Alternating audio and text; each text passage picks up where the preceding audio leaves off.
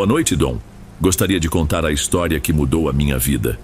Na verdade, a história que acabou com uma parte dela. Meu nome é Pietra. Na época, eu tinha 20 anos e o Felipe, meu marido, 22.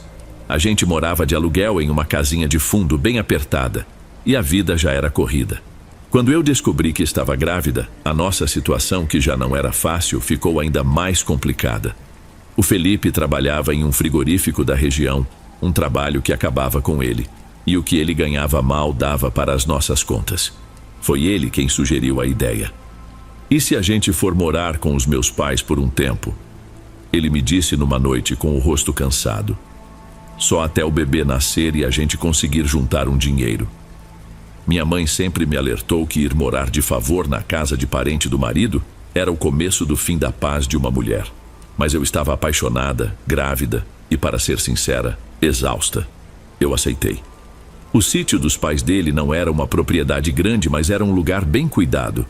Uma casa simples, de pintura clara, com uma varanda na frente e um quintal amplo, de terra batida e avermelhada. Tinha um pé de manga antigo que fazia uma sombra boa durante a tarde. Minha sogra, a dona Matilde, me recebeu com um abraço apertado e um sorriso que me tranquilizou na hora. Ela me garantiu que ali eu seria tratada como filha e que não me faltaria nada. Já o pai do Felipe, o seu Osmar, era o oposto. Um homem seco, de poucas palavras e um olhar pesado. Ele ficou parado na porta, me observando descarregar minhas poucas caixas, e só balançou a cabeça. Não era um olhar de desprezo, era algo diferente. Um olhar que parecia me avaliar. Numa das primeiras noites, ele bateu de leve na porta do nosso quarto. Quando abri, ele me estendeu um objeto.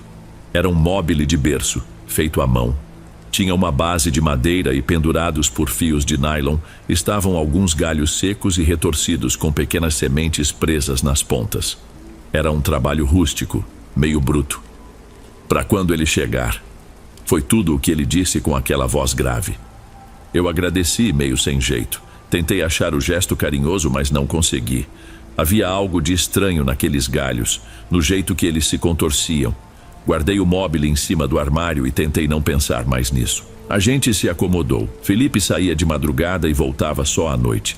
Dona Matilde cuidava de mim como se eu fosse de porcelana. E o seu Osmar continuava em seu próprio mundo, saindo cedo para a pequena roça que ele mantinha nos fundos do terreno e voltando ao entardecer, quase sempre em silêncio. Eu me dizia que era só o jeito dele. Um homem mais velho, do interior, fechado. Mas de vez em quando, eu o pegava me olhando de lado. Um olhar rápido, quase um reflexo. E não era um olhar de raiva, era um olhar de curiosidade. Uma curiosidade que me deixava desconfortável. Com o passar das primeiras semanas, uma rotina começou a se formar, mas a paz que eu senti no início foi sumindo aos poucos. Era algo sutil, que começou pequeno. Eu estava na cozinha, lavando a louça do almoço e via seu Osmar passar pelo corredor. Ele parava, olhava para dentro e soltava um suspiro pesado, como se estivesse decepcionado com alguma coisa que só ele via. Depois vieram os comentários. Ele nunca falava diretamente para mim. Era sempre para o ar, para as paredes, mas o alvo era claro. Uma tarde, eu estava sentada na varanda com os pés para cima, porque meus tornozelos estavam inchando. Ele passou, foi até o portão e disse em voz alta para ninguém: "No meu tempo, gravidez não era doença. A mulher trabalhava na roça até a véspera de ter o filho." Meu rosto queimou na hora. Eu fingi que não ouvi, mas a frase ficou martelando na minha cabeça. A partir daí, tudo o que eu fazia parecia errado. Se eu limpava a casa, ele encontrava um canto com poeira. Se eu ajudava a dona Matilde a cozinhar, ele reclamava que a comida estava sem sal. Era uma tortura lenta, diária. À noite, no nosso quarto, eu tentava conversar com o Felipe. "Seu pai não gosta de mim", eu desabafava com a voz baixa para ninguém escutar. "Ele acha que eu sou uma preguiçosa." Felipe, sempre exausto do trabalho, passava a mão no meu cabelo e tentava me acalmar. "Não pensa nisso, meu bem, o pai é um turrão, ele sempre foi assim. Ele não fala por maldade, é só o jeito dele." Mas não era só o jeito dele, era algo pessoal, eu sentia.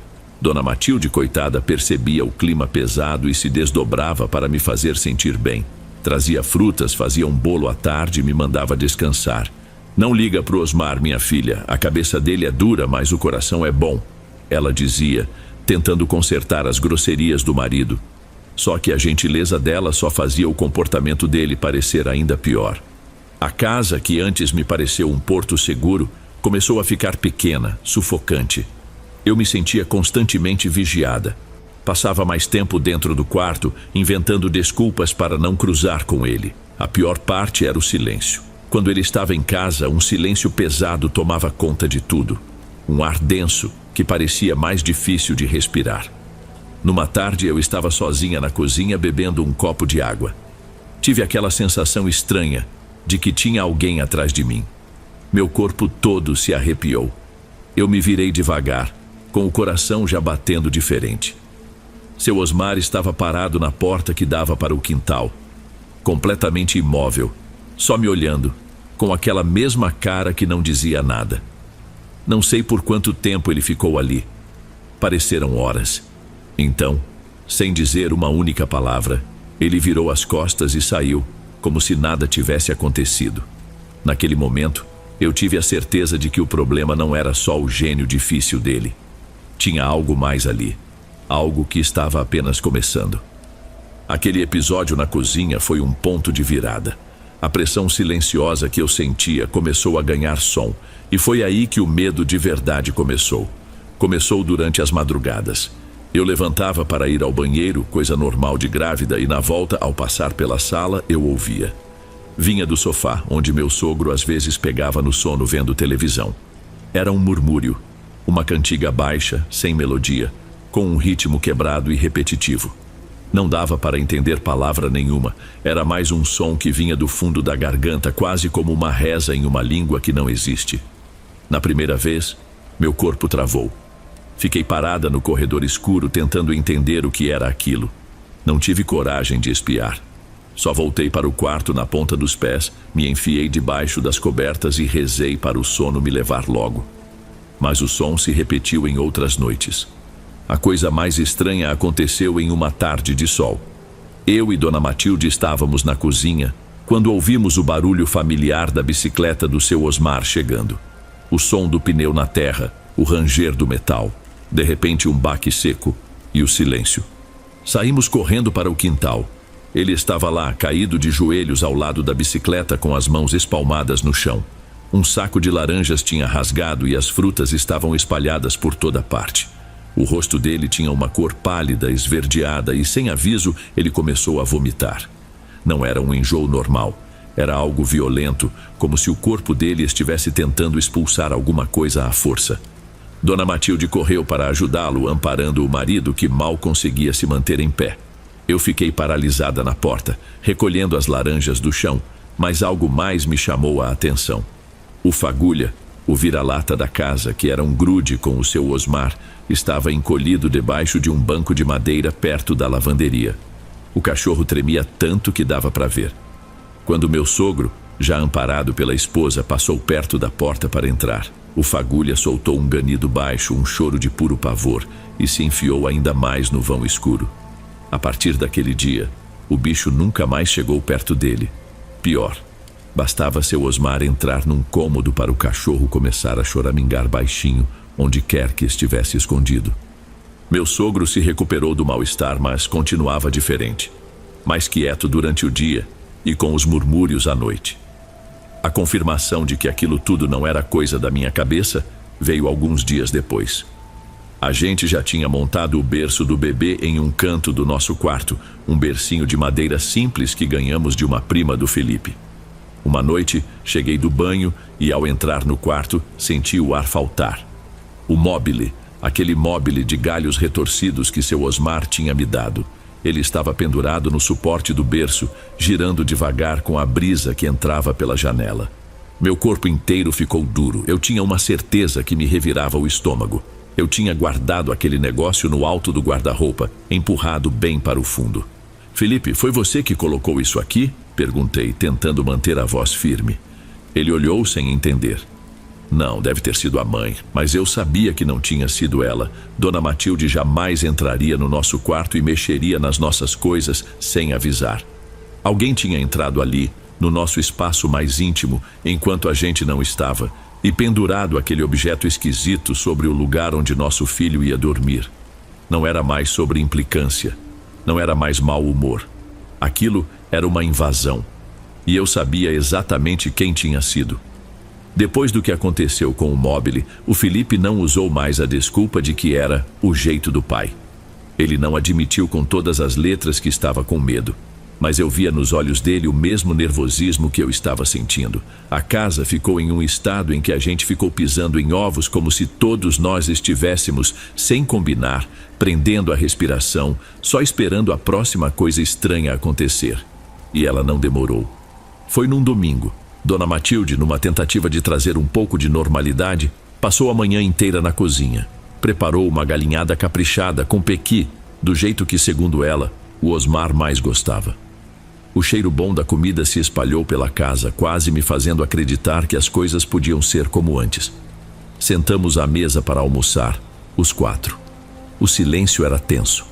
Seu Osmar se serviu, pegou um pedaço de frango e levou à boca. Mastigou 1, 2 vezes, e então parou. A expressão dele mudou. Foi de neutra para uma cara de nojo. Com um movimento brusco, ele empurrou o prato para a frente, fazendo a comida se espalhar pela toalha de mesa limpa. "Que porcaria é essa?" Ele rosnou, e a voz parecia mais grave e arranhada. "Tem gosto de coisa estragada." Ficamos os 3 paralisados. Dona Matilde olhou para ele com os olhos cheios de lágrimas, completamente sem reação.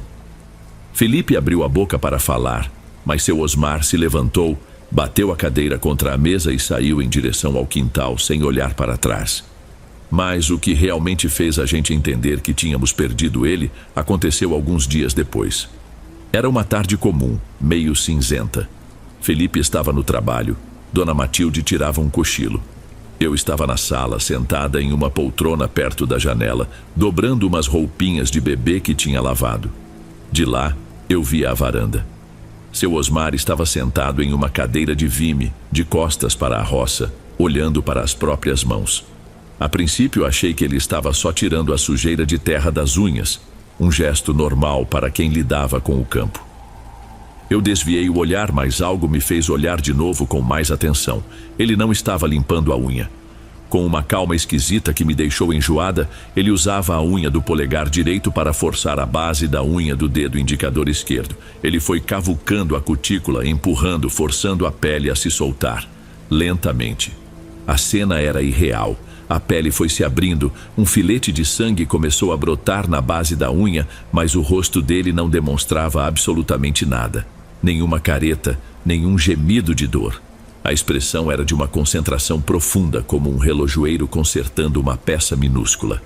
Ele parecia estar gostando.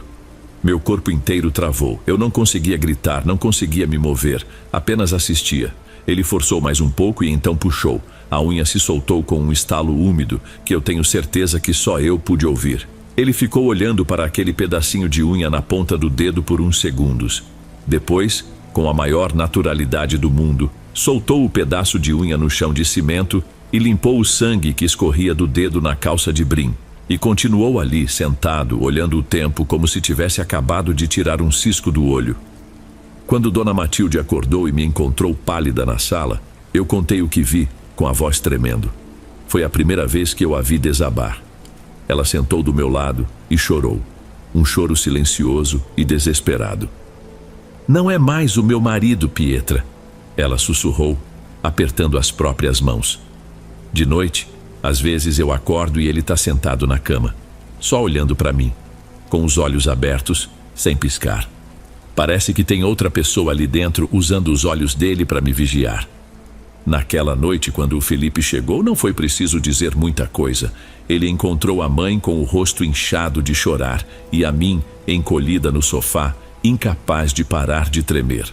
A fase de dar desculpas tinha chegado ao fim. A máscara do seu Osmar tinha caído e o que a gente estava vendo por baixo era algo que ninguém ali sabia como enfrentar. A partir daquela confissão de Dona Matilde, a casa virou um território de medo compartilhado. A gente passou a se falar por sussurros, trocando olhares assustados pelos corredores, como se as próprias paredes pudessem ouvir e contar para ele. O Felipe começou a chegar mais cedo do trabalho, inventando desculpas no frigorífico. Ninguém queria ficar sozinho com o seu Osmar. E foi nesse clima que as noites se transformaram em um novo tipo de inferno. O murmúrio desapareceu. No lugar dele veio o choro. Mas não era um choro de quem está triste ou arrependido. Era um som que parecia vir das entranhas da terra. Um lamento profundo que rasgava a garganta dele. Um choro de animal ferido, de uma alma quebrada em 1000 pedaços. O som atravessava as paredes e entrava no nosso quarto, me fazendo encolher debaixo das cobertas com as mãos sobre a barriga, como se eu pudesse proteger meu filho daquela agonia. Felipe se levantava e ia até a porta do quarto dos pais. "Mãe, tá tudo bem aí?" Ele perguntava com a voz embargada. "Eu não sei, meu filho, ele não para." A voz dela vinha fraca, exausta. Até que numa quarta-feira a gente acordou e ele não estava em casa. A bicicleta ainda estava encostada na parede da varanda. O chapéu de palha, no prego de sempre. As botas, ao lado da porta. Ele tinha simplesmente sumido no meio da noite. O pânico foi imediato. Felipe não foi trabalhar. Nós o procuramos pela roça, pelos pequenos trechos de mata que cercavam o sítio. Gritamos o nome dele até nossas gargantas doerem. Dona Matilde andava de um lado para o outro na varanda, rezando baixo, torcendo as mãos. Um dia inteiro passou. A noite chegou, e com ela, um medo ainda maior. O medo do que ele poderia fazer, ou do que poderiam fazer com ele. Na manhã seguinte, bem cedo, um vizinho que criava gado a alguns quilômetros dali, bateu em nosso portão. A cara dele era de puro espanto. "Acho que eu encontrei o seu Osmar", ele disse sem fôlego. O homem o achou caído dentro do mangueiro das vacas, no meio da lama, do esterco, da sujeira. Quando Felipe e o vizinho o trouxeram para casa, um de cada lado o amparando, eu quase não o reconheci. As roupas estavam rasgadas, o corpo coberto por uma crosta de barro seco. O cabelo estava empastado de lama, mas o pior era o olhar. Estava morto. Um olhar vazio, opaco, que não focava em nada. Ele não olhava para nós, ele olhava através de nós. Nós o limpamos como se limpa uma criança. Sentamos ele em uma cadeira na cozinha. Dona Matilde tentava dar um pouco de água, mas o líquido escorria pelo canto da boca dele. Ele era um boneco de pano pesado, sem vida. Ele só abria e fechava a boca devagar, sem que nenhum som saísse.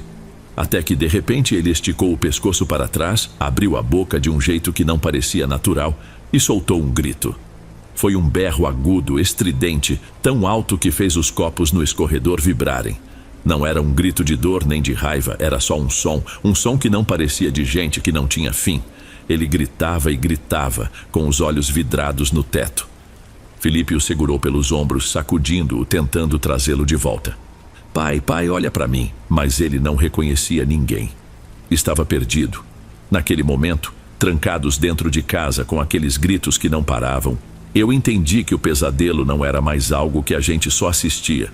Nós estávamos vivendo dentro dele, e não havia porta de saída. Os gritos pararam depois de algumas horas, mas o silêncio que ficou no lugar era quase pior. Seu Osmar entrou em um estado estranho, catatônico. Passava os dias sentado em uma cadeira na sala, com o olhar fixo em um ponto vazio na parede. Os olhos dele às vezes se moviam, rápidos, como se acompanhassem o voo de um inseto que só ele via. Ele não falava, não comia direito, não fazia nada. Apenas existia ali, como um casco vazio. Dona Matilde estava no seu limite. Os ombros sempre caídos, o rosto marcado por olheiras fundas.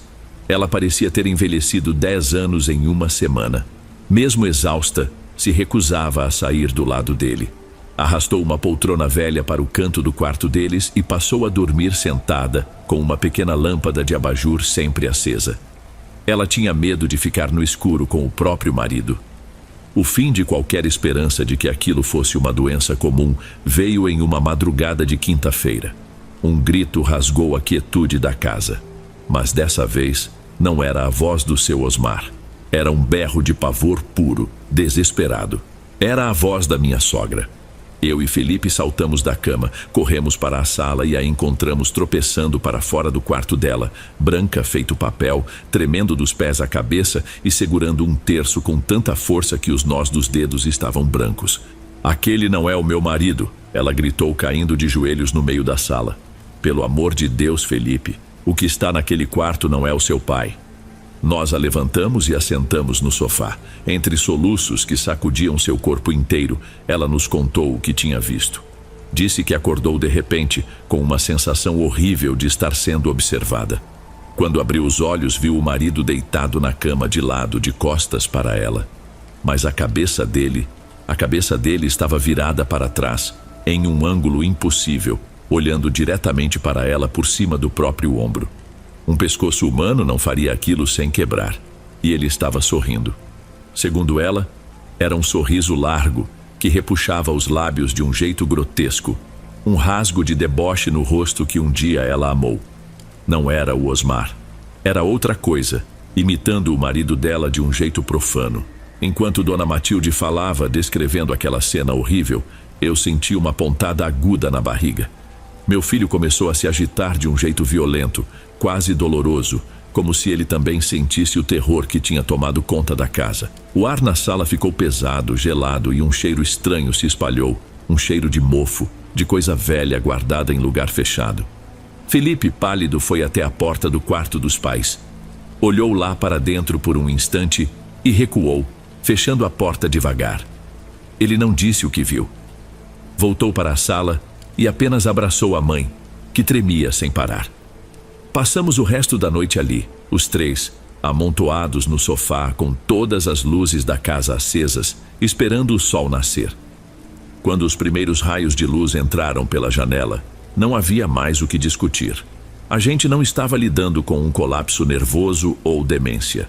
Felipe sentou na minha frente, o rosto de um homem muito mais velho do que seus 22 anos, e tomou a decisão. Eu vou levar ele na Dona Felícia, ele disse com uma firmeza que eu não sabia que ele tinha. Dona Felícia era uma benzedeira idosa que morava em um vilarejo vizinho. Uma daquelas senhoras que as pessoas procuravam quando a medicina e a fé tradicional já não davam mais respostas. Era a nossa única e última opção. Naquela manhã, tirar o seu Osmar de casa foi uma tarefa sombria. Ele não ofereceu resistência, mas seu corpo era um peso morto, flácido, como se os ossos tivessem amolecido. Felipe e um vizinho que se ofereceu para dirigir sua caminhonete velha tiveram que praticamente carregá-lo para fora de casa. Dona Matilde foi junto, o rosto uma máscara de exaustão e fé. Fica aqui e reza, minha filha, ela me disse, apertando minha mão antes de sair. Reza pelo seu bem e pelo do meu neto. Eu fiquei. Andei de um lado para o outro naquela casa silenciosa, que agora parecia grande e vazia demais. Cada minuto se arrastava como uma hora. Olhava para a roça dele pela janela da cozinha e só conseguia pensar em que tipo de coisa ruim poderia morar em um lugar tão calmo. Felipe voltou no final da tarde sozinho. Ele parecia ter envelhecido mais 5 anos. Sentou-se na cadeira da cozinha com as mãos na cabeça e me contou. Disse que Dona Felícia, uma senhora pequena e enrugada, mal precisou encostar no pai dele. Ela apenas o observou por um longo instante, enquanto ele estava sentado, babando no banco da caminhonete. Esse aí não está sozinho, meu filho, ela disse ao Felipe com uma certeza que não deixava espaço para dúvidas. Tem coisa ruim morando nesse corpo, coisa da terra que ele trouxe da roça com ele. A benzedeira explicou que às vezes essas energias se apegam a quem anda com a alma triste, com alguma fraqueza no espírito. E o que estava com o pai dele era antigo e teimoso. Ela disse que faria uma limpeza, mas que não podia prometer nada. Suas últimas palavras para o Felipe foram: reza, meu filho, porque a raiz desse mal já está funda demais. A tal limpeza que ela fez ali mesmo com ele dentro do carro, usando um galho de arruda e umas rezas que o Felipe não entendeu, teve o efeito contrário. Ao invés de acalmá-lo, pareceu despertar a fúria do que quer que o habitava. Naquela mesma noite, o inferno na nossa casa dobrou de tamanho. Ele começou a ter uma febre altíssima, uma quentura que parecia irradiar do corpo dele. E os delírios voltaram, piores, misturados com risadas curtas e secas que ecoavam pela casa. Foi quando o cheiro começou. No início era um odor azedo de doença, mas em poucas horas ele se transformou em um fedor insuportável, um cheiro de podridão, de carne se decompondo ao sol. O cheiro saía dos poros dele, do hálito, impregnava os lençóis, as cortinas, as nossas roupas. Dona Matilde acendia incensos, borrifava água com alfazema, abria todas as janelas, mas não adiantava. O cheiro da morte estava em todo lugar e parecia vir do próprio seu Osmar. 2 dias depois, com a casa mergulhada nesse pesadelo, o Felipe me deu um ultimato. Ele entrou no nosso quarto, os olhos vermelhos de tanto chorar e não dormir. Pietra, você precisa sair daqui. A dona Felícia avisou que essa energia toda, ela faz mal para você, mas faz mal principalmente para o bebê. Por favor, arruma suas coisas. Eu te levo para casa da sua mãe. Eu discuti e disse que não ia deixá-lo sozinho no meio daquilo. Mas então eu olhei para o rosto dele, para o desespero de um filho vendo o pai ser devorado vivo, e entendi que não era um pedido. Era a única coisa que ele ainda sentia que podia proteger. Na casa da minha mãe, o mundo parecia normal, mas era uma mentira. Meu corpo estava lá, mas minha mente não saía do sítio. Felipe me ligava toda noite. A voz dele ficava cada vez mais fina, mais cansada. Ele não come mais nada, ele me disse numa das últimas ligações. Tá virando só osso e pele. O cheiro, Pietra, o cheiro tá cada vez pior. Eu desligava o telefone e chorava em silêncio, abraçando minha barriga, sentindo meu sogro definhar à distância, consumido de dentro para fora. 2 semanas depois que eu fui para a casa da minha mãe, o telefone tocou no meio da madrugada. Atendi com o coração na mão. Era o Felipe. A voz dele do outro lado da linha estava estranhamente calma, vazia. Acabou, Pietra, ele disse, e eu precisei de um segundo para entender. O pai descansou. Ele me contou depois com mais calma que o corpo do seu Osmar simplesmente tinha parado. Desistiu. A febre sumiu, o cheiro foi embora e ele simplesmente se foi. O mais estranho, segundo o Felipe, foi que a dona Felícia apareceu no sítio logo de manhã sem que ninguém a chamasse. Ela garantiu para eles que a alma do meu sogro estava, enfim, em paz. O que estava com ele não o levou junto, a benzedeira disse para uma dona Matilde em prantos. Apenas comeu a casa onde morava. A alma dele está limpa agora. Aquelas palavras trouxeram um consolo estranho, amargo. Desliguei o telefone e fiquei sentada na cama, no escuro do quarto da casa da minha mãe. E chorei. Não pelo monstro em que ele tinha se transformado, mas pelo homem que ele foi um dia. O homem sério do sítio que voltava da roça com as mãos sujas de terra e que fez um mobile esquisito, mas que, à sua maneira, era um presente para o meu filho que estava para chegar. No meio da minha tristeza, senti o bebê se mexer na minha barriga, um chute suave, como se me lembrasse que a vida, de um jeito ou de outro, precisava continuar. Hoje meu filho, o Lucas, está com 4 anos. Nós nunca mais voltamos a morar naquele sítio. Assim que pude, juntei meu dinheiro com o do Felipe e compramos uma casa simples, na cidade mesmo, perto da minha mãe. Por fora, a vida voltou ao normal. Dona Matilde é uma avó babona, que enche o neto de doces todo fim de semana. A gente sente saudade, mas não fala no assunto. A gente quase não fala sobre aqueles meses de horror. A roça do seu Osmar ficou de herança para o Lucas. É o que diz o documento no cartório. Mas eu nunca mais pisei lá. Às vezes o Felipe vai com a mãe para não deixar o lugar cair em abandono. Eu não consigo. Para mim, aquele pedaço de terra ainda tem o cheiro daquela podridão. Ontem à noite eu estava na cozinha, terminando o jantar. Lucas brincava no tapete da sala com uns carrinhos. Estava um silêncio bom em casa, só com o chiado da panela de pressão no fogão. Foi quando eu ouvi. Ele estava cantarolando. Uma melodia baixinha só para ele, enquanto empurrava um trator de plástico pelo chão. Meu corpo inteiro se contraiu. A faca que eu usava para cortar uma cebola caiu da minha mão e bateu no piso, com um barulho alto de metal no chão. Não era uma música de desenho, nem uma daquelas canções da galinha pintadinha. Era a mesma cantiga, a mesma melodia dissonante, sem ritmo e sem nexo, que eu ouvia seu Osmar murmurar de madrugada, sentado no sofá escuro da sala. A mesma, nota por nota. Fiquei parada na porta da cozinha, olhando para o meu filho. Ele continuava brincando, sorrindo, completamente inocente, sem perceber o pavor no rosto da mãe. Eu quero acreditar no que a dona Felícia disse, que a alma do meu sogro está em paz. Mas agora, toda noite, uma pergunta me atormenta antes de dormir. A escuridão que morava com ele. Para onde ela foi quando a casa que ela ocupava virou pó? Às vezes a gente acha que enterrou o passado, mas tem heranças que não vêm escritas em papel. E eu tenho um medo terrível de que a pior delas tenha acabado de aprender a cantar.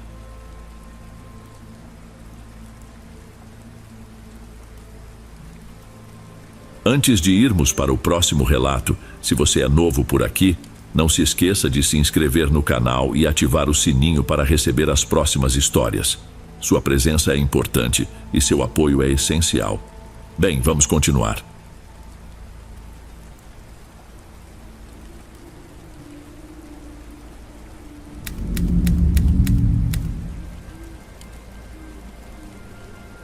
Boa noite, Dom.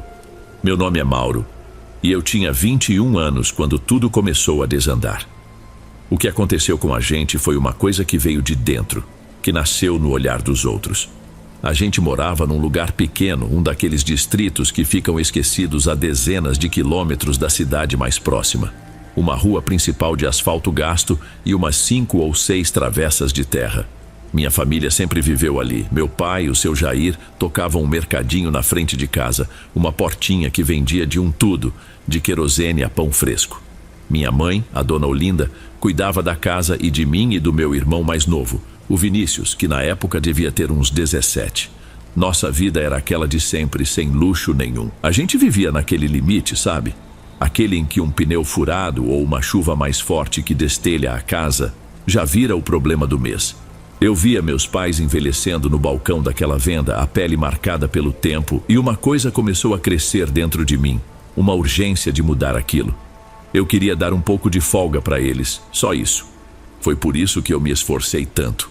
Larguei a ajuda no mercado e, depois de insistir muito, consegui um emprego de motorista numa transportadora pequena que prestava serviço para umas fazendas maiores da região. O salário não era nenhuma fortuna, mas para o nosso padrão era muito dinheiro.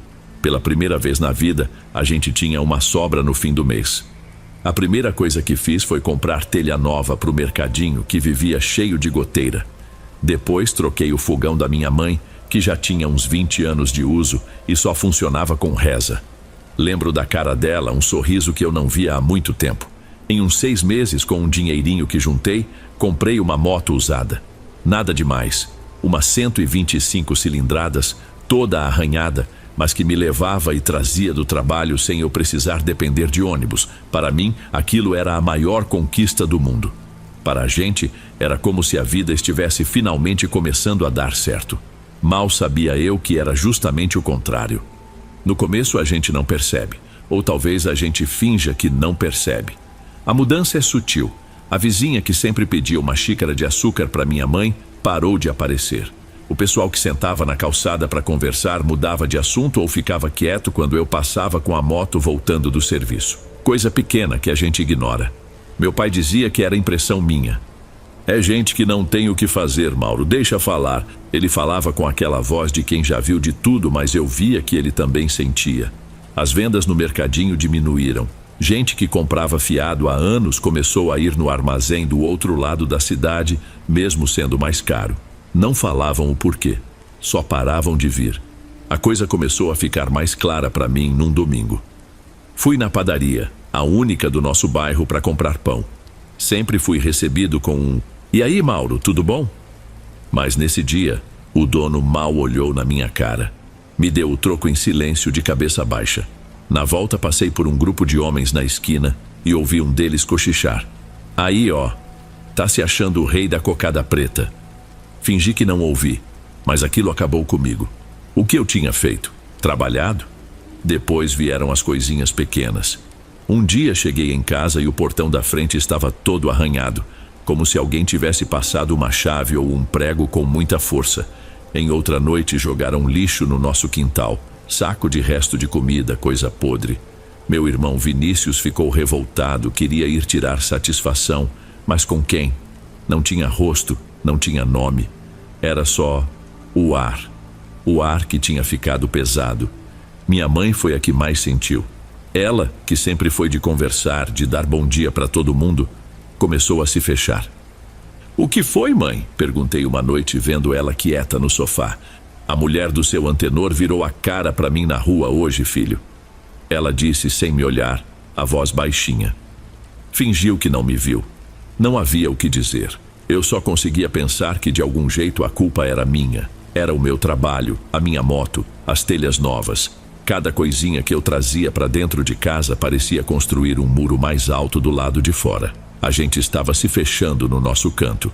E então o ar pesado de fora parece que vazou para dentro de casa.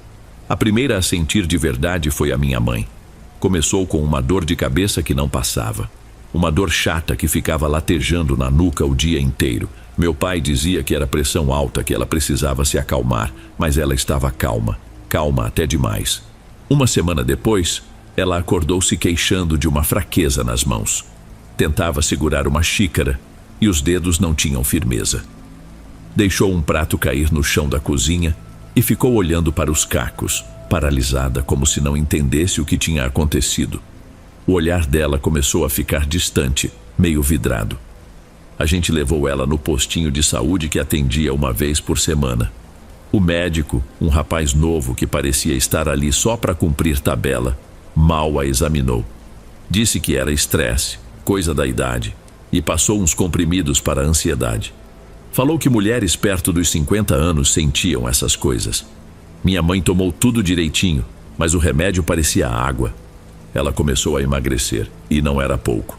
O rosto dela foi ficando fundo, chupado, com umas olheiras escuras que pareciam 2 manchas de carvão. O mais estranho é que ela comia, a gente forçava, mas a comida parecia não alimentar. Era como ver uma planta secando de dentro para fora, mesmo com a terra molhada. Voltamos ao médico. Dessa vez ele pediu uns exames de sangue. O resultado demorou uma eternidade para chegar, e quando chegou, não dizia nada. Estava tudo normal. Glicose, colesterol, tudo nos conformes. Eu não sei o que pode ser, o doutor disse, dando de ombros. Pode ser algo nos nervos. Aquela frase derrubou a gente. Pode ser. Ninguém sabia. E enquanto ninguém sabia, minha mãe ia se apagando sentada na cadeira de balanço da sala. Às vezes, ela dizia que sentia um cheiro de queimado, um cheiro de folha seca pegando fogo, mas não havia nada, só ela sentia. A casa, que sempre foi nosso refúgio, estava se tornando um lugar estranho. O silêncio da noite não trazia mais descanso, só uma expectativa ruim. Uma certeza de que aquilo era só o começo. E era mesmo. Quando a gente achava que não podia piorar, a desgraça mostrou que tinha muito mais força, e ela mudou de alvo. Deixou minha mãe definhando em silêncio e pulou com tudo para cima do meu irmão. Vinícius tinha 17 anos. Vivia jogando bola no campinho de terra. Nunca tinha tido nada mais sério que um resfriado. E começou com uma dor de barriga, uma cólica forte que o fez se dobrar no meio. Pensamos que era algo que ele comeu, uma besteira qualquer. Minha mãe fez um chá, deu um remédio, mas a dor só aumentava. Naquela noite, ele começou a vomitar. E não parou mais. No dia seguinte, a febre veio, uma febre alta de quase 40 graus que não baixava com nada. Corremos com ele para o hospital da cidade vizinha, o mesmo onde minha mãe tinha feito os exames. Internaram ele na hora. O diagnóstico inicial foi de uma virose forte, talvez uma infecção intestinal. Mas os dias foram passando e Vinícius só piorava.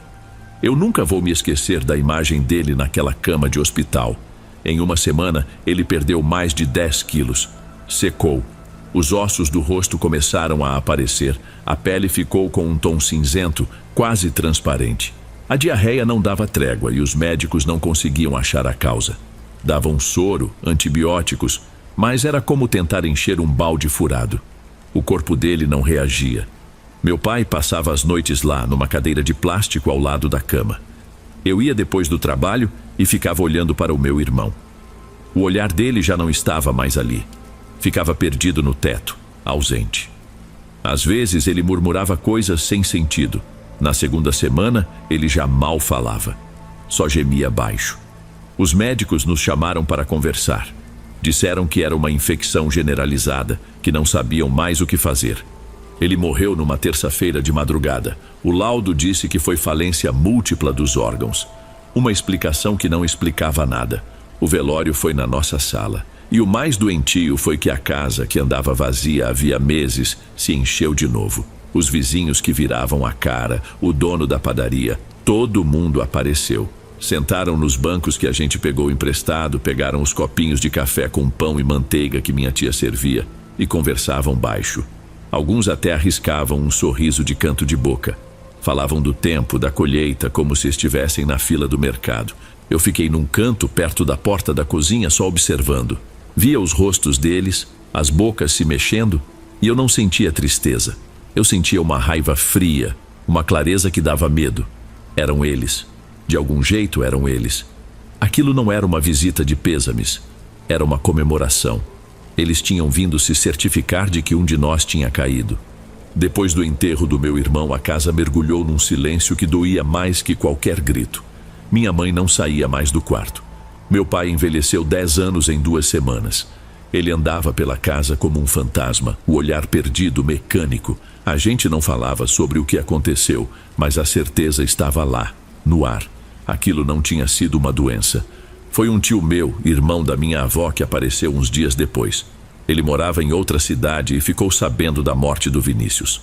Quando ele viu o estado da minha mãe, sentado na beirada da cama, o corpo dela miúdo debaixo do lençol, ele ficou em silêncio por um bom tempo. Depois chamou meu pai para conversar lá fora. Eu fui atrás. Jair, me desculpe a franqueza, ele disse a voz grave, mas isso não é coisa de médico. A Olinda está se entregando e a morte do menino, isso não foi natural. Meu pai só balançava a cabeça sem forças para concordar ou discordar. Tem uma senhora lá perto de onde eu moro, meu tio continuou. O nome dela é Fátima. Ela é uma benzedeira das antigas. Ela vê coisa que a gente não vê. Se vocês quiserem, eu levo vocês lá. Pior do que tá não fica. No dia seguinte fomos, eu e meu pai com minha mãe no banco de trás, enrolada num cobertor. A casa da dona Fátima era simples, com um jardim bem cuidado na frente e um cheiro forte de ervas e vela queimada que vinha de dentro. Ela era uma senhora pequena, de cabelo branco preso num coque e um olhar que parecia atravessar a gente. Ela não fez muitas perguntas, pediu para minha mãe sentar numa cadeira de madeira, pegou um ovo branco e começou a passar pelo corpo dela, rezando umas coisas que eu não entendia. Quando ela terminou, quebrou o ovo num copo com água. A gema estava escura, quase preta, e a clara cheia de fios e umas bolhas que pareciam olhos. Fizeram maldade para sua mulher, seu Jair, ela disse com uma calma assustadora. Coisa feita com roupa dela, enterrada com bicho morto para sugar a vida. Foi feito por inveja, por olho gordo de quem não suporta ver o outro subir um degrau. Ela olhou para mim. O mal era tão grande que respingou. O menino era novo, não tinha o corpo fechado. Ele foi levado no lugar dela. Meu pai desabou a chorar ali mesmo, um choro seco, engasgado. Dona Fátima nos disse para procurar nos arredores de casa, em algum lugar sujo, perto de onde minha mãe estendia as roupas. Na mesma tarde, eu e meu pai fomos com uma enxada para o terreno baldio que ficava nos fundos. Reviramos o mato por quase 1 hora, até que a enxada bateu em algo macio. Era um saco de estopa amarrado com barbante. Com a ponta da ferramenta, meu pai rasgou o tecido. Dentro tinha um boneco de pano, todo espetado com pregos enferrujados e enrolado nele um pedaço de uma blusa azul que minha mãe adorava. Seguindo as ordens da benzedeira, queimamos aquilo no quintal com álcool e sal grosso. A fumaça que subiu era preta e tinha um cheiro de carne podre. Naquela noite, pela primeira vez em meses, minha mãe conseguiu jantar na mesa com a gente, e uma pequena, frágil e estúpida esperança começou a nascer em mim. Aquela esperança durou exatamente 1 mês, 31 dias de uma paz frágil, quase artificial. Minha mãe voltou a ter um pouco de cor no rosto, até começou a cuidar da horta nos fundos de novo. Meu pai sorriu algumas vezes.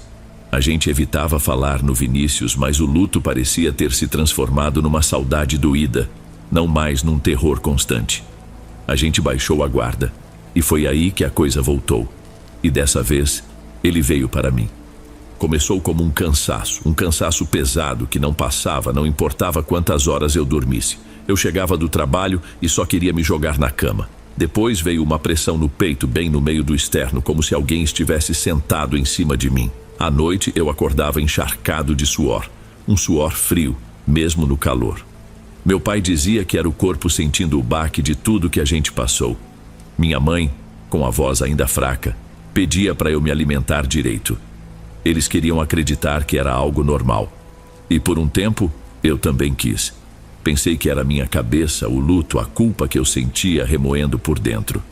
Mas então as coisas pioraram. Eu comecei a ouvir coisas. Primeiro eram sussurros, chiados indecifráveis que pareciam vir de dentro da parede do meu quarto.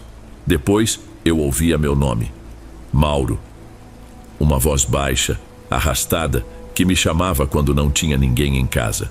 Eu revirava tudo, procurava e não encontrava nada. Os pesadelos se tornaram minha rotina. Sonhava que estava num lugar escuro com água gelada pelos joelhos e mãos pequenas e frias me puxando para baixo. Em outro sonho, eu via o Vinícius, meu irmão, parado no portão de casa. Ele não falava nada, só me olhava com os olhos cheios de terra, como se me culpasse por alguma coisa. Eu acordava com o coração disparado, com medo de voltar a dormir. Voltei a ter medo de ficar em casa, mas era só eu. Um dia cheguei em casa e a porta do meu quarto, que eu tinha certeza de ter deixado fechada, estava escancarada. Minhas roupas, que estavam dobradas na cadeira, estavam jogadas no chão. "Quem mexeu nas minhas coisas?" perguntei, a voz já alterada. Meu pai e minha mãe se olharam confusos. Não tinha sido ninguém. O medo de estar ficando louco era quase tão ruim quanto o medo do que estava acontecendo. Eu estava me tornando uma pessoa irritada, desconfiada. Vivia olhando por cima do ombro. Comecei a ver vultos no canto do olho, principalmente no corredor que dava para o meu quarto. Uma mancha escura, alta e fina, que sumia quando eu piscava com mais força. A gota d'água foi numa madrugada. Acordei com um barulho de vidro quebrando. Levantei num pulo. O copo que eu sempre deixava na mesinha ao lado da cama estava estilhaçado no chão, do outro lado do quarto. Não tinha como ele ter caído ali. Era como se alguém o tivesse arremessado contra a parede. Na manhã seguinte, meu pai me colocou no carro em silêncio e dirigiu até a casa da dona Fátima. Eu não precisei dizer nada. Assim que ela me viu, com olheiras fundas e o corpo tremendo, ela suspirou. "Eles não conseguiram levar sua mãe, menino", ela disse, me sentando na mesma cadeira que minha mãe tinha usado. "Agora eles querem você. Foi você quem acendeu a luz nessa casa com seu esforço. E é a sua luz que eles querem apagar." Dona Fátima me entregou uma pequena bolsa de couro com umas folhas secas dentro e uma cruz feita de galho de arruda. "Você vai usar isso no pescoço, não tire para nada nem para tomar banho", ela ordenou, o olhar duro. "Mas isso é só um escudo. Não vai arrancar o mal pela raiz. Para isso, a gente precisa saber de onde ele vem. Quem rega essa planta?" Ela se virou para os meus pais. "Essa raiva é antiga. É inveja de herança, de vida, de ver o filho do outro dar certo. Puxem pela memória. Quem da família sempre olhou torto para vocês? Quem visitou essa casa e depois da visita, as coisas começaram a dar errado?" Meu pai ficou em silêncio tentando pensar, mas foi minha mãe quem reagiu. Ela levantou a cabeça devagar, os olhos se enchendo de uma compreensão assustada. "Tem a Cleide", ela sussurrou. "A irmã do primeiro marido da minha mãe, minha tia-avó. Fazia anos que a gente não a via. Ela morava em outro município e, segundo minha mãe, sempre guardou um rancor por causa da casa que meu avô deixou para ela. Aquele imóvel, por mais simples que fosse, era o único bem que a família da minha avó tinha, e a Cleide nunca se conformou de não ter ficado com ele. Ela veio aqui." Minha mãe continuou, a voz trêmula. "Faz uns 3 ou 4 anos. Disse que estava de passagem, só veio dar um oi. Ficou menos de meia hora. Mas foi depois disso que a venda começou a ir mal, que as pequenas pragas apareceram." Dona Fátima balançou a cabeça como se confirmasse. "Ela deixou um presente para vocês. Procurem dentro de casa, em lugar escuro que não se mexe, que guarda coisa velha. Atrás de armário, debaixo de tábua solta. Procurem." Viramos a casa de cabeça para baixo. No fim da tarde, meu pai, ao arrastar o guarda-roupa pesado do quarto deles, encontrou. Preso na madeira do fundo, havia um pequeno pacote, um saquinho de pano cinza amarrado com linha preta. Com a ponta de uma faca, meu pai cortou o fio. Dentro, havia um chumaço de cabelo, que com certeza era da minha mãe, um punhado de terra de cemitério e um dente amarelado, que parecia de um animal. Naquela mesma noite, Dona Fátima nos levou a uma encruzilhada de terra, longe de qualquer casa. Ela fez um círculo no chão com sal e mandou que eu ficasse dentro. Colocou o pacotinho no meio, derramou uma garrafa de cachaça por cima e ateou fogo. As chamas subiram altas com uma cor azulada, doentia, e a fumaça tinha o mesmo cheiro de queimado que minha mãe sentia. Enquanto o fogo ardia, eu senti uma dor no estômago, uma pontada tão forte que me dobrou ao meio. Meu peito queimava, o ar não entrava nos pulmões. Caí de joelhos, comecei a tossir, um acesso violento, e vomitei no chão de terra. Não era comida, era um líquido escuro, quase preto, espesso como piche, e o cheiro que subiu era de ferro e de carne velha, apodrecida. Eu fiquei ali, tremendo, sem forças, enquanto o fogo consumia o resto. Quando as chamas se apagaram, a dor tinha sumido. Sobrou só um vazio, uma fraqueza que parecia ter levado toda a minha energia junto. Acabou, disse Dona Fátima, me ajudando a levantar. O laço foi quebrado, mas o que se perdeu não volta mais. O mal não se apaga, filho. A gente só aprende a viver com a cicatriz dele. Nós não esperamos nenhuma semana. Não havia mais nada para nós naquele lugar. A casa estava envenenada com as memórias, as ruas, com os olhares. Meu pai vendeu o ponto do mercadinho e o pouco que tinha dentro por uma mixaria. Juntamos nossas roupas, os móveis que conseguimos carregar num caminhão de frete e fomos embora numa madrugada, sem nos despedirmos de ninguém. Hoje moramos numa cidade maior, a centenas de quilômetros de distância. Um lugar onde ninguém nos conhece, onde somos só mais uma família tentando pagar as contas. Eu trabalho numa oficina mecânica, meu pai conseguiu um emprego de vigia num estacionamento. Minha mãe nunca mais foi a mesma. As dores nas pernas vêm e vão, mas ela está viva. Estamos todos vivos. E por muito tempo, eu achei que isso era o suficiente. Mas, Dom, eu escrevo para você hoje porque, na semana passada, algo aconteceu. Eram umas 2 da manhã, eu estava na sala, sem sono, e eu ouvi um barulho na janela da frente. Não foi uma batida forte, nem o vento. Foram 3 toques, leves, espaçados, como se alguém estivesse batendo suavemente com a ponta de um único dedo. Eu gelei. Fiquei parado por 1 minuto inteiro, sem respirar. Fui até a janela e olhei pela fresta da cortina. A rua estava vazia, silenciosa. Não havia ninguém. No dia seguinte, porém, enquanto limpava o vidro, notei uma marca fina na parte de fora, um arranhão solitário na altura exata onde os toques soaram. Desde então não durmo direito, porque o que me apavora não é a lembrança do que vivemos, é a certeza. A certeza de que o mal que a inveja despertou ainda está por aí, nos caçando em silêncio, apenas esperando a hora certa para bater na janela de novo. E dessa vez talvez a gente não tenha para onde fugir.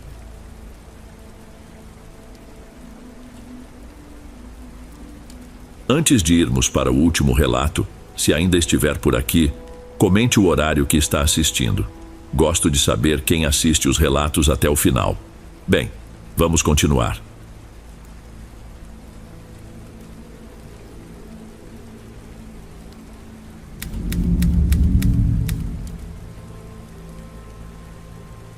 Boa noite, Dom. Meu nome é Pablo. Em 2004, eu e a Camila, recém-casados, caçávamos nossa primeira casa. O emprego novo na fábrica de plásticos permitiria sair do aluguel apertado. Rodamos bairros de ruas esburacadas, vasculhando anúncios nos postes. Quase desistindo, encontrei um cartaz. Vende-se casa com quintal. Preço muito baixo. Liguei sem expectativa. A construção era ampla, piso de lajota vermelha, garagem coberta e um pé de acerola nos fundos. O valor cabia no dinheiro que tínhamos. Assinamos o contrato na semana seguinte. Nos 2 primeiros dias pintamos as paredes, instalamos o filtro de barro na cozinha e empilhamos caixas pelo corredor. Eu me sentia dono do mundo. À noite, exaustos, caímos na cama cedo. O ventilador rangia baixinho e eu planejava mentalmente cada reforma, do piso ao telhado. Não sei a hora exata, só lembro de acordar com um estouro seco, como se um prato tivesse estourado no azulejo. Sentei na cama num pulo. Camila murmurou que devia ser a madeira dilatando, mas não parecia madeira. Fiquei ali com o coração batendo forte no peito, tentando decidir se levantava ou se ignorava. Acabei virando de lado, convencendo-me de que era neura de proprietário novo. Eu ainda não sabia que aquele som era só o começo de tudo. Eu devia ter voltado a dormir, mas uns minutos depois outro estalo soou, mais forte, e a cama tremeu. A Camila apertou meu braço. Você ouviu? Concordei com a cabeça, com o coração na boca. Peguei o celular como lanterna e fui catando o chinelo. Cada passo parecia fazer um barulho enorme no piso frio. Conferi portas, janelas, trincos, nada quebrado. Ao voltar para o quarto, senti um frio estranho nos tornozelos e mirei a janela da sala. Não estava só. Do lado de fora, sob a luz fraca do poste, uma mulher magra me observava. Cabelo emaranhado, pele manchada, sorriso desdentado escuro. Fiquei travado. A estranha não piscava, parecia um manequim esquecido. O grito rouco da Camila veio do quarto. A mesma visão. O celular escorregou da minha mão, caindo no sofá, enquanto eu corria corredor adentro e a encontrei agachada, chorando, fixando a janelinha sobre a cabeceira. Ela estava ali, soluçou. Respirei fundo, tentando parecer calmo, mas a voz falhou. Talvez seja alguma vizinha perdida. Vou ver lá fora. Eu mesmo não acreditava. Catei um martelo na caixa de ferramentas e abri o portão. A rua estava vazia, só vira-latas latindo ao longe. Rodeei o quarteirão e nada.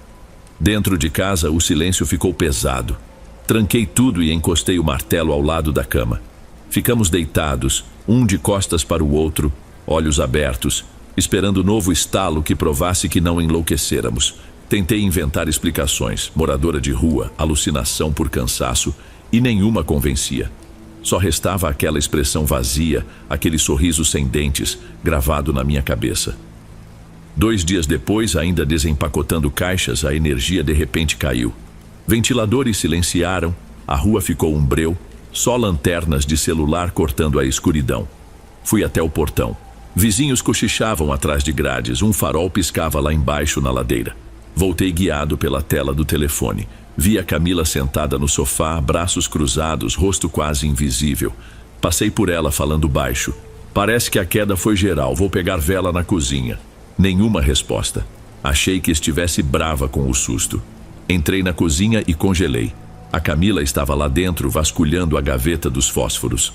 Minha voz saiu rouca. Você não estava na sala? Ela franziu a testa, sacudindo a caixa de fósforos. Não saí daqui desde que apagou. Por quê? Não tive coragem de explicar.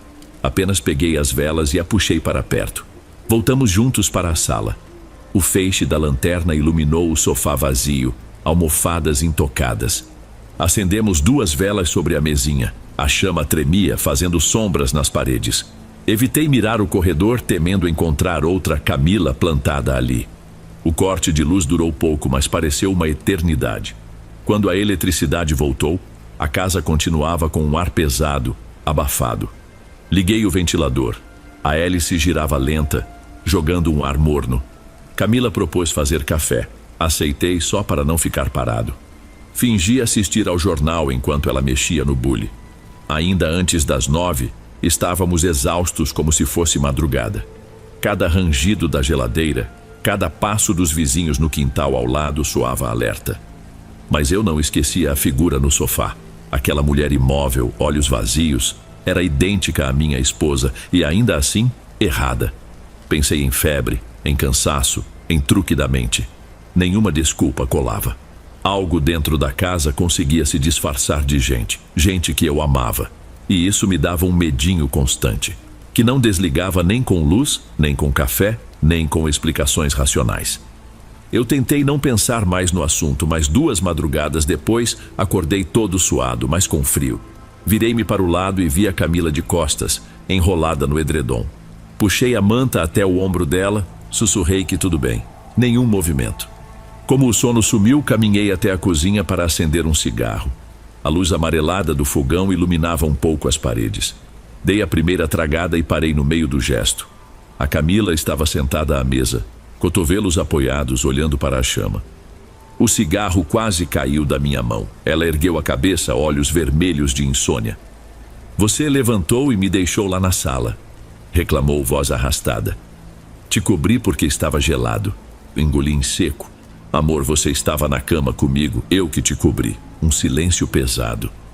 Ela levou a mão à boca, depois olhou para o corredor como se esperasse ouvir passos.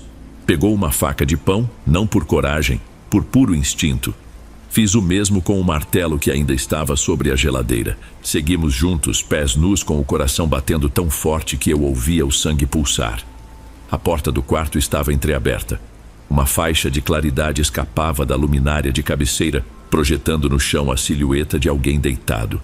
Eu queria recuar, mas a Camila murmurou quase sem voz: "Se ficar aqui, isso vai seguir a gente." Empurrei a porta. O edredom subia e descia como se alguém respirasse ali. Cada passo rangia no assoalho. O quarto tinha cheiro de roupa úmida esquecida. Estiquei o braço, toquei o tecido. Gelado.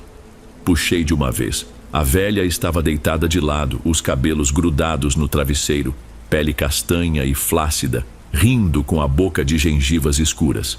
Não fiz som. Fiquei paralisado, o martelo pesado na minha mão sem servir para nada. A Camila soltou um grito curto como quem leva choque e disparou o corredor afora. A entidade virou o rosto devagar, olhos fundos me encarando com um jeito que parecia ao mesmo tempo doce e gozador. Depois, simplesmente sumiu. Não sumiu aos poucos. Estava lá e no instante seguinte não estava mais. O colchão afundado voltou ao nível, o edredom murcho. Senti o estômago embrulhar. Corri atrás da Camila. Encontrou as chaves no aparador. Destrancou a porta. E saímos pela rua escura vestindo camisetas, bermudas e chinelos. Ela chorava sem som, só respiração curta. Andamos até a avenida principal, onde um táxi velho fazia ponto. No banco traseiro, minha esposa tremia segurando meu braço, dizendo que não voltaria, nem por um minuto, enquanto aquela coisa existisse ali. Eu não soube contestar. Enquanto o carro arrancava, olhei pelo vidro traseiro. A fachada da nossa casa permanecia quieta, portão encostado, cortinas imóveis. Mesmo assim, tive certeza de que a velha sorria no exato lugar onde devíamos dormir. Voltar para a casa sozinho foi como atravessar um corredor de hospital às 3 da manhã. Tudo brilhava demais e, ao mesmo tempo, parecia sem ar.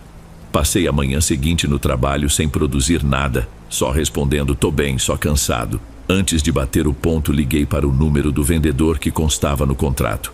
"Pois não?" A voz saiu ligeira, como quem atende cobrança. "Aqui é o Pablo, da Casa do Portão Verde.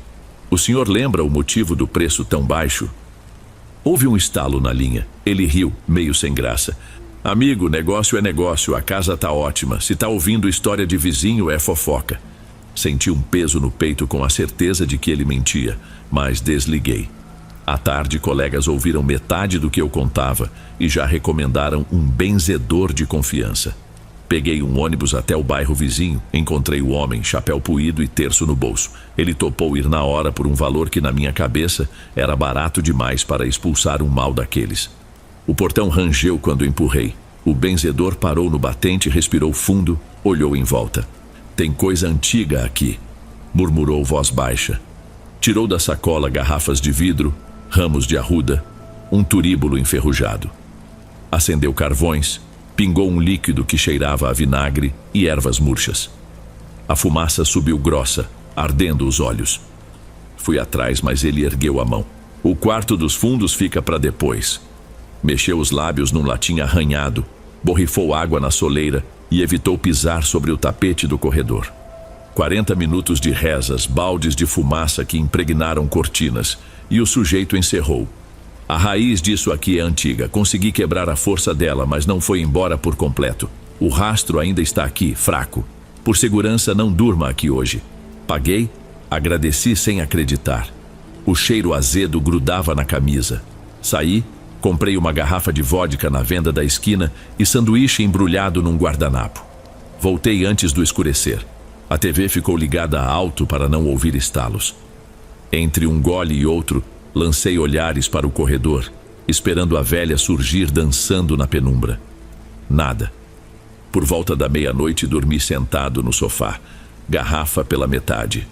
Sonhei com risadas abafadas como festa em apartamento vizinho. Acordei com um susto que me deixou sóbrio na hora. Vontade urgente de ir ao banheiro. O azulejo gelado sob os pés trouxe de volta à realidade. Quando voltei, punho na maçaneta, ouvi batidas secas na porta da frente. 2, 3 vezes. Intervalos exatos, sem força, insistentes como cobrança de luz. Olhei pelo olho mágico e dei um passo atrás. A Camila, cabelo preso, rosto tenso, me encarava com olhos molhados. Abri rápido. Ela passou por mim sem falar, cheirou a fumaça do incenso e franziu o nariz. Trancou-se no quarto. Eu fiquei na sala, mão tremendo no trinco, tentando somar peças que não encaixavam. Curandeiro, vodka, batidas, Camila ali, sem mala nem casaco. Um zunido começou nos ouvidos. Pequeno, mas nítido, como se alguém soprasse bem perto, imitando minha respiração. O dia mal clareava quando o telefone fixo tocou alto, quebrando o silêncio da sala. Atendi com a voz áspera. Pablo, por que não atende o celular? A Camila disparou, ofegante. Meu estômago revirou. Olhei o corredor que levava ao quarto onde ela dormia desde a madruga. Onde você está? Consegui perguntar. Na casa da minha mãe. Você sumiu ontem, tá tudo bem? Fiquei sem ar. Soltei o fone. Ele balançou pelo fio. Precisava encarar a impostora para aceitar o absurdo. Avancei corredor adentro, chão gelado grudando no pé. A fumaça azeda do incenso ainda marcava o caminho. Empurrei a porta do quarto. Sentada de costas, a mulher alisava o edredom como dona do lugar. Não era velha, nem Camila. Mistura dos dois rostos, pele sem vida, sorriso de gengiva nua. Falou copiando o tom da minha esposa. Volta pra cama, aqui é seguro. O pânico me fez agir sem pensar. Bati a porta, corri sala afora e pulei a janela. Caí no jardim seco, ralei o joelho, levantei sem sentir dor. Só queria distância daquele telhado. Na esquina, liguei de novo para a Camila, voz trêmula, pedindo que jamais pisasse ali. Ela chorou, e eu tremia tanto que mal segurava o celular. Olhei para trás uma única vez. Na janela, a silhueta da velha me observava, cabeleira desgrenhada, mas com o rosto da Camila encaixado como máscara torta. Pisquei e sumiu. Entendi ali que a casa vestia nossas feições como quem troca de roupa. Seja qual fosse o passado daquele terreno, agora ele tinha nosso cheiro, nossa voz. E eu seria só mais um molde se voltasse. Virei a rua sem levar nada além da roupa do corpo, pensando que nenhuma casa valia aquilo. Ainda hoje, cada reflexo turvo me obriga a conferir se esses olhos são mesmo meus. Instalado provisoriamente na casa da minha sogra, eu fingia normalidade. Café coado, ônibus cheio, conversa forçada no trabalho. Mas cada buzina lembrava as pancadas na porta da outra casa. Documentos, cartão de ponto, metade das roupas. Tudo ainda lá. Não tive escolha. Voltei com meu cunhado num fim de tarde. Levamos caixas de papelão e uma lanterna. O portão rangeu, o quintal parecia menor. Enquanto desenrolava a extensão para iluminar o corredor, ouvi um miado vindo do forro, como se o gato estivesse preso entre as ripas. Rápido, ele falou baixo. Dentro, o cheiro de arruda misturado a mofo soprava lembranças. Joguei papéis na caixa, recolhi ferramentas. Ao puxar a mala do maleiro, um envelope caiu. Fotografia antiga, amarelada, de um casal desconhecido posando diante da casa. À esquerda, meio apagada, aparecia a velha mais nova, mas com o mesmo sorriso desdentado. Luz fraca no corredor, encostado na parede, o espelho grande que herdamos do antigo dono. Ergui a foto para comparar rostos e congelei. No reflexo atrás de mim, a anciã surgia nítida, vestindo meu casaco. Virei, só ar frio. Olhei de novo. Continuava lá como se ela estivesse dentro do espelho, e não só no reflexo. Não gritei. Chamei o cunhado num sussurro. Ele estava no quintal, acendendo outro cigarro. O gato miou de novo, agora mais perto, talvez dentro da parede. Guardei a foto no bolso. Agarrei a mala como se pesasse penas e desci as escadas evitando qualquer reflexo. Acabou? Ele perguntou, voz trêmula. Assenti. No carro mostrei a fotografia. Ele empalideceu, ligou o rádio para disfarçar o silêncio. Entendi que a velha colecionava rostos e que, ao voltar, eu tinha entregado o nosso para ela. Semanas depois anunciei a casa pelo mesmo valor que eu tinha pago. Um casal com filha pequena fechou o negócio depressa. Não contei nada além de mudança de emprego. Cada assinatura parecia que eu estava passando não só o imóvel, mas a assombração junto. Instalado num apartamento alugado, tentei rotina. busão, salário, novela, mas acordava suado, cheirando a fumaça que não existia. Num domingo, o jornal trouxe a manchete: incêndio destrói residência, causas indeterminadas. Reconheci a fachada chamuscada. O repórter dizia que o fogo começou num altar, velas que ninguém tinha acendido. Ampliei a foto. Entre o carvão, uma mancha cinza lembrava rosto velho, sorriso sem dentes. Desliguei, não quis saber de feridos. Desde então, qualquer reflexo em vidro sujo me obriga a verificar se sou mesmo eu. Às vezes, no espelho do banheiro da firma, vejo por um instante uma camisola marrom atrás do meu ombro. Pisco, some. Sei que meu silêncio foi covarde. Talvez aquela família e outras paguem por isso, porque a velha não precisa de telhado. Basta achar alguém para copiar. Se um dia você, Dom, receber outro e-mail falando de uma senhora desdentada que sorri onde não devia, pode acreditar. É a mesma. E de algum jeito, ela ainda está ligada a mim.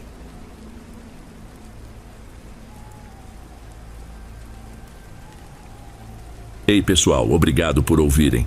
Clique no sininho de notificações para ser alertado de todas as futuras narrações. Lanço vídeos novos todos os dias por aqui. Espero te ver nos próximos. Agora na tela vou deixar outros 2 bons vídeos que sei que irão gostar. Te vejo por lá.